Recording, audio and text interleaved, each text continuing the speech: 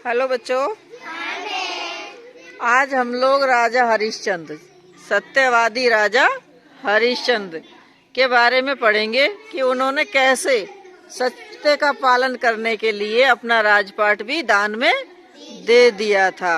पढ़े हम लोग। वो थे एक राजा। राजा का मतलब क्या है जानते हो? क्या होता है राजा?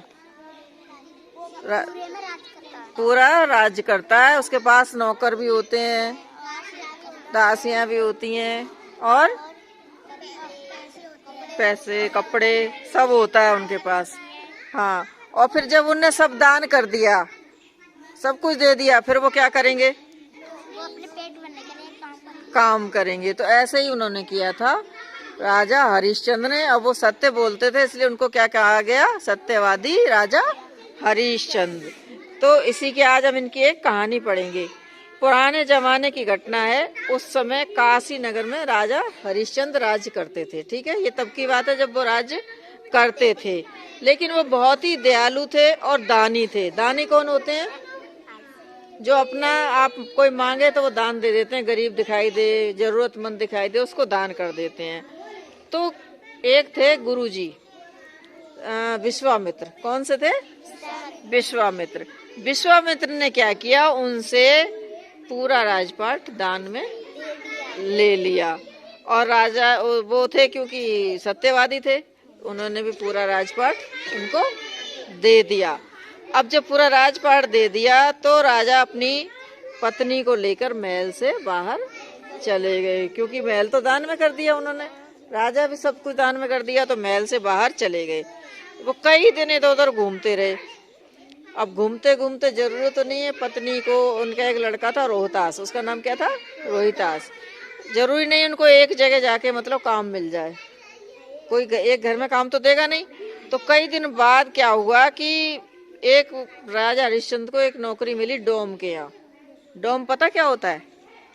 डोम वो होते हैं जो उसमें मरघटी होती है, मरघटी में जो रहते हैं लाठी लेके आते हैं लोग, तो उनको जलवाने का काम करते हैं ना।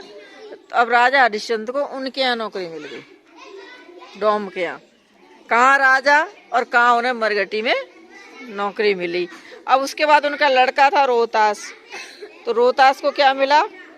किसी के घर पे झाड़ू पोंछा करने का काम, बर्तन मांजना, झाड़ू करना, ये सब काम रोहतास करता था।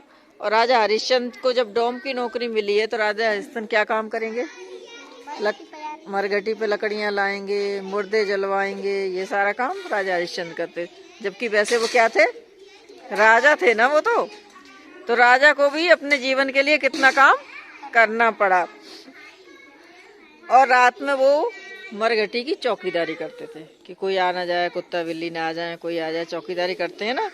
अब क्या हुआ कि रोहतास एक दिन बच्चों के संग खेल रहा था कि उसको सांप ने काट लिया। हाँ, रोहतास कौन है? बेटा, राजा हरिश्चंद्र का बेटा। तो रोहतास को सांप ने काट लिया। अब रोहतास जो है ना, वो जब सांप ने काट लिया तो वो मर गया ना। और वो तो नौकर हैं।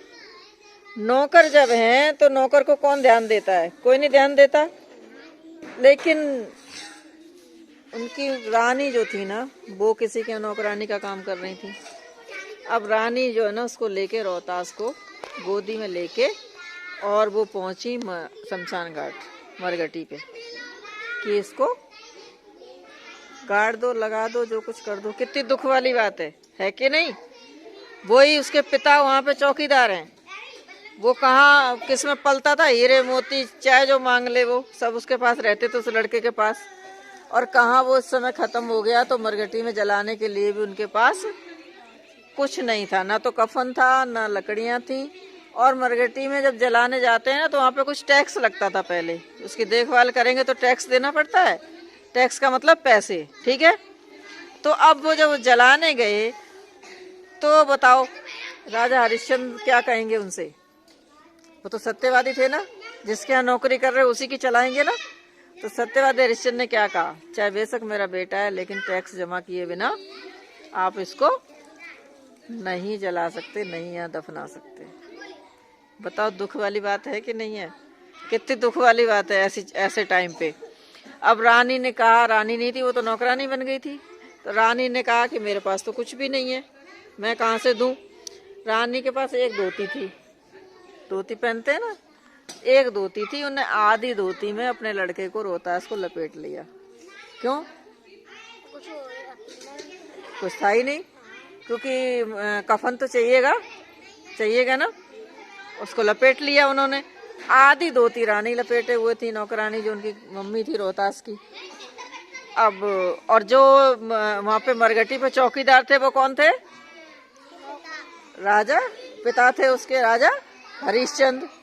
फिर भी वो अपनी नौकरी के और अपने उसके सच्चे थे, भगवान उसके अपने मालिक के। उन्होंने कहा टैक्स तो आपको देना पड़ेगा। अब रानी क्या करती? रोहतास की मम्मी, टैक्स देने के लिए कुछ था ही नहीं उनके पास, तो उनके पास जो आधी साड़ी बची थी, ना, वो आधी साड़ी उन्होंने टैक्स में दे दी। और टैक्स में देने के बाद तब राजा ने उनको कहा कि अब तुम अपने इसको दफना दो।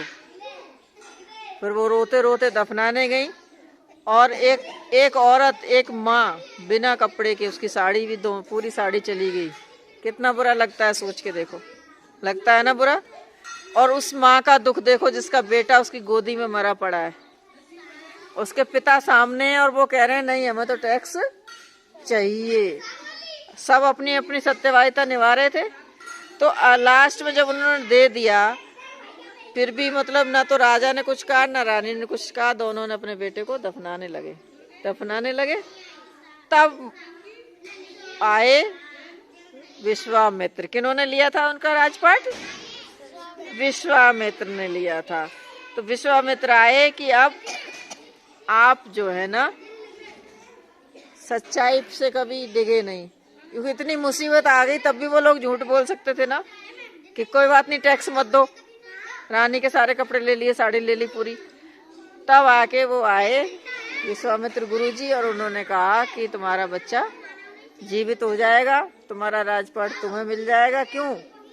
क्योंकि तुमने सत्यवादी करी थी, सत्य पे अपनी वचन से कभी नहीं टिके, अपनी बात का मान रखा, अपनी बात पे डिगे रहे। तो ऐसे थे राजा हरिश्चंद्र। राजा हरिश्चंद्र कैसे थे? सत्यवादी। वो हमेशा सच बोलते थे, सच के लिए उन्होंने अपना पूरा राजपाट भी दे दिया था। और उनकी परीक्षा किसने ली थी? भगवान ने उनकी परीक्षा